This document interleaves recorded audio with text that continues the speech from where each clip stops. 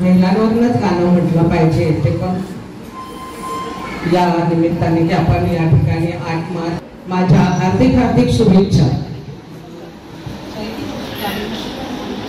आवाज गेलेला न्याय अति फार करा अन्याय प्रतिकार कशी म्याना दिल तलवार करीन वार जय भीम वाली नार करीन वार जय भीम वाली नार लेक में भीमाची बलवाना नात में बुटाची सिलवाना जात संघर्ष वागण्याची मी भीम कुळाची वागीन काल पोलादी कंकार करी नवार जय भीम वाली नार करी नवार देश द्रोहानो नका शिष्टा परिवारू भीम घटनेची वारस नका नारीच सिला डागू नाही संग्रामी भिनार करीन वार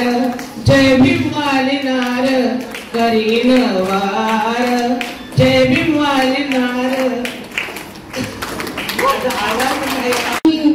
माझ्या वहिनी इथल्या नगरसेविका खासदारांच्या धर्मपत्नी संगीता हंडोरेंना विनंती करते की ती आमच्या महिला काँग्रेसची शोभा वाढवायला आली चांगले गीत आम्हाला ऐकू द्या.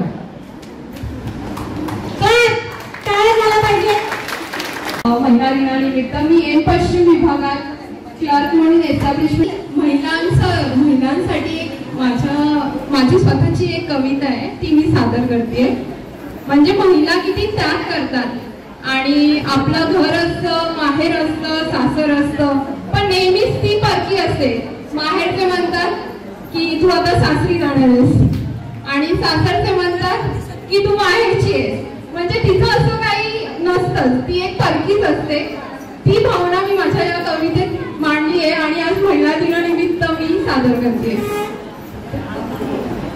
जन्माला येते मुलगी, बाबांची होते लाडकी, वागते आईसारखी, पण असते ती नेहमीच परकी. मोठ्या भावाची ती सावली, म्हणतो तिला तो चिडकी. लहान भावाची होते ढाल, चुकला की मात्र धरते कान. चिडवतात तिला जाशील एके दिवशी, कारण असते ती नेहमीच परकी. शाळा कॉलेजात होते सखी, शिकते सोबत काही ना काही. ऑफिसात असते एक सहकारी, कामावर करते मात भारी. प्रमोशनने जाते कधी वरती, म्हणूनच असते ती नेहमीच परकी. नवऱ्याची ती अर्धांगिनी, संकटकाळी होते रणरागिनी. खंबीर उभी असते त्याच्या पाठी, वटपौर्णिमा करवा चौथ करते त्याच्यासाठी. घर सजवी मनासारखी, पण असते ती नेहमीच परकी. नवीन घरी जाते होऊन सून, आपल्या सर्व जवळच्यांना विसरून. रमते आपल्या संसारात फुलासारखी, जाणते ती नसते कधीच मुलीसारखी, कारण असते ती नेहमीच परकी. जेव्हा होते ती आई, आनंदात यातना सर्व विसरून जाईल.